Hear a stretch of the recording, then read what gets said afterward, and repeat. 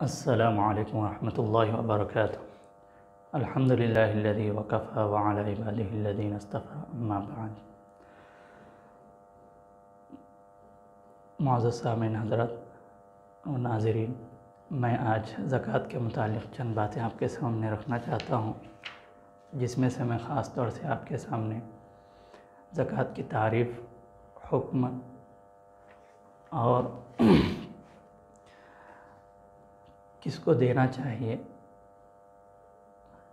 کس کو دینا نہیں اور کس کو نہیں دینا چاہیے، یہ ایک مختصر سی کلپ میں آپ کے سامنے بناتا ہوں، اور چند تعریف اور حکم جو میں پڑھ رہا ہوں وہ میں اہل خدمات شرعیہ سے ہیں۔ اور چونکہ زکوٰۃ اسلام کا کلمہ نماز کے بعد تیسرا رکن ہے، اور زکوٰۃ کا ذکر قرآن مجید میں نماز کے ساتھ آیا ہے، اسی لیے حضرت ابوبکر صدیق رضی اللہ تعالیٰ عنہ کے دور میں جب چند لوگوں نے زکوٰۃ کا انکار کیا دینے سے، تو آپ نے ان سے جہاد کرنے کی تیاری کی۔ عمر رضی اللہ تعالیٰ عنہ دیگر صحابہ نے کہا کہ یہ کیوں؟ تو آپ نے فرمایا جو شخص نماز اور زکوٰۃ میں فرق کرے گا میں ضرور اس سے جہاد کروں گا۔ تو سارے صحابہ آپ کے اس حکم پر، آپ کی اس بات پر متفق ہو گئے۔ زکوٰۃ میں تین پہلو ہیں۔ پہلے تو یہ کہ انسان زکوٰۃ جب دیتا ہے، کوئی مومن بندہ، تو اس نے یہ اقرار کر لیا کہ اے اللہ، یہ جو مال ہے میرے پاس وہ تیرا ہی ہے، اسی لیے تیرے حکم سے میں اپنے مال میں سے غریبوں کے لیے یہ ان کا حصہ سمجھتا ہوں۔ تو یہ زکوٰۃ نکالنا ہی وہ خدا کی ذات پر اتنا بھروسہ رکھتا ہے کہ یہ مال میرا نہیں، خدا کا دیا ہوا ہے۔ بزبان حال وہ یہی اقرار کرتا ہے، اور یہی کیفیت کا نام، یہی عبادت ہے، اسی سے خدا راضی ہوتا ہے۔ دوسرا پہلو یہ ہے کہ جو غریب پریشان حال لوگ ہیں ان کی خدمت ہو جاتی ہے اور وہ بھی خوش ہو جاتے ہیں۔ فطری طور پر جس کے پاس پیسہ نہیں ہوتا وہ پیسے والے کو دیکھ کر، جس کے پاس صحت نہیں ہوتی وہ صحت والے کو دیکھ کر، جس کے پاس اولاد نہیں ہوتی اولاد والے کو دیکھ کر حسد سی پیدا ہوتی ہے، دلوں میں دوری آتی ہے۔ لیکن جب وہ اپنا مال سے نکال کر اس کو دیتا ہے تو اس کا یہ حسد، اس کا یہ دیگر چیزیں ختم ہو جاتی ہے۔ اگر یہ بھی نہ ہو تو جب اس کی مدد کی جاتی ہے تو وہ آپ سے محبت کرنے لگتا ہے۔ اس طرح امت امیر و غریب میں جو فرق آتا ہے دولت کی وجہ سے، یا دولت کی زیادتی کی وجہ سے غرور آ جاتا ہے، یا دولت کی کمی کی وجہ سے انسان برائی کی طرف، غلط کاموں کی طرف، چوری ڈکیٹی وغیرہ کی طرف جاتا ہے، وہ ساری چیزیں آپس میں ایک مسلم مالدار اور غریب دونوں ایک دوسرے کی مدد کر لیتے ہیں، تو اس طرح محبت و بھائی چارگی بڑھتی ہے اور امت میں قوت و پختگی آتی ہے۔ تیسرا پہلو یہ ہے کہ انسان جب اپنا مال نکال کر کسی غریب کو دیتا ہے تو اس کے اندر جو روحانی یا نفسانی مرض سمجھیے کہ انسان کے اندر دولت کی محبت گھر کر جاتی ہے، وہ کبھی دینا پسند نہیں کرتا، نکالنا پسند نہیں کرتا۔ یہ ایک روحانی و نفسانی بیماری ہے جس کو کنجوسی، بخالت کہا جاتا ہے۔ اس کو دور کرنے کا طریقہ یہ ہے کہ ہم دیتے رہیں، تبھی جا کر یہ بیماری ہم سے دور ہوتی ہے اور ہمارے نفس پاک ہوتے ہیں۔ اللہ تعالیٰ نے فرمایا وَسَيُجَنَّبُهَا الْأَتْقَى الَّذِي يُؤْتِي مَالَهُ يَتَزَكَّى، وہ شخص جہنم سے دور رکھا جائے گا جو اپنا مال دیتا ہے اور اس کے ذریعے سے اپنے آپ کو پاک کرتا ہے۔ خُذْ مِنْ أَمْوَالِهِمْ صَدَقَةً تُطَهِّرُهُمْ وَتُزَكِّيهِمْ، آپ ان لوگوں سے صدقے کا مال لیں جس کے ذریعے سے ان کے دل پاک ہوتے ہیں، صاف ہوتے ہیں۔ تو یہ جو بیماری ہے، دل پیسہ جو پکڑ لیتے ہیں، ہر جگہ رکا رہتا ہے اور آخرکار وہ باقی رہتا ہے اور ہم چلے جاتے ہیں، اسی لیے یہ اس بیماری سے بھی محفوظ ہوتے ہیں۔ آئیے میں آپ کے سامنے زکوٰۃ کی تعریف پڑھتا ہوں۔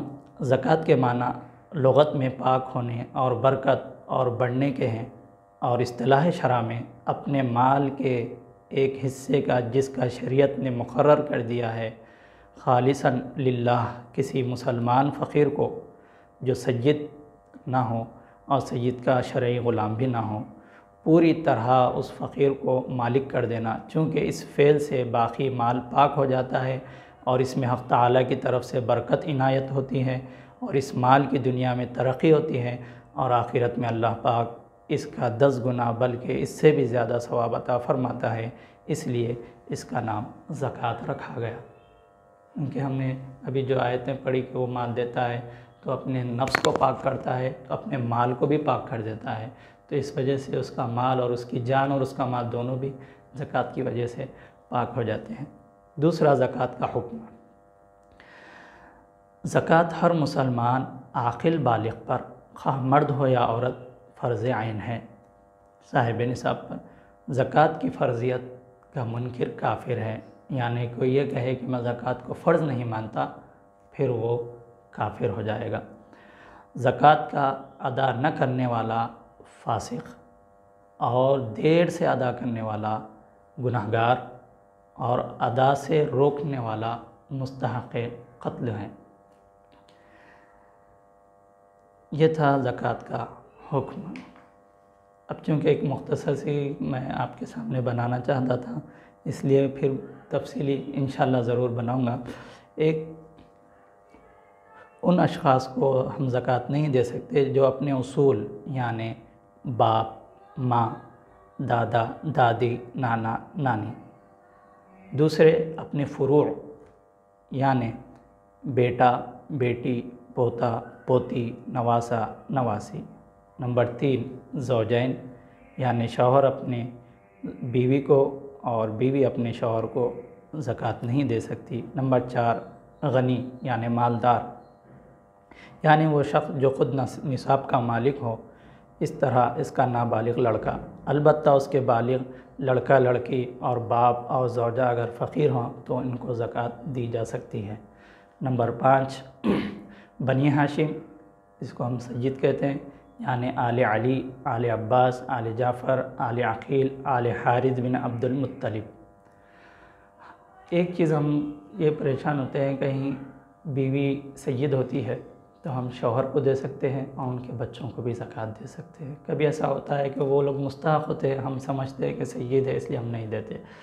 کبھی ایسا ہوتا ہے کہ شوہر سید ہوتا ہے تو پھر اس کی اولاد بھی سید ہی کہلائے گی، تو ہم بیوی کو دے سکتے ہیں۔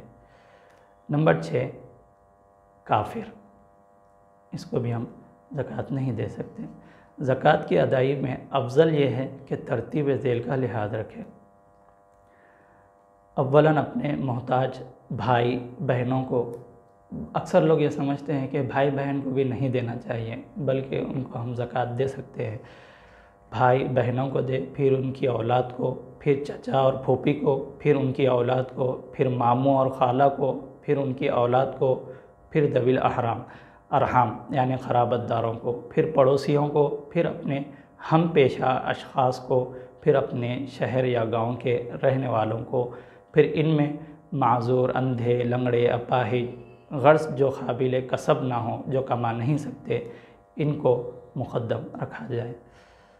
اب دیکھیے، میں آپ کے سامنے آخری ایک بات یہ رکھنا چاہتا ہوں کہ زکوٰۃ کا ایک مقصد ہے، وہ یہ ہے کہ جو ہم میں غریب ہے، ہماری زکوٰۃ کی وجہ سے اس کی غربت میں ہم جتنا ہو سکے اس کی غربت دور کریں، اس کی پریشانی کو دور کریں۔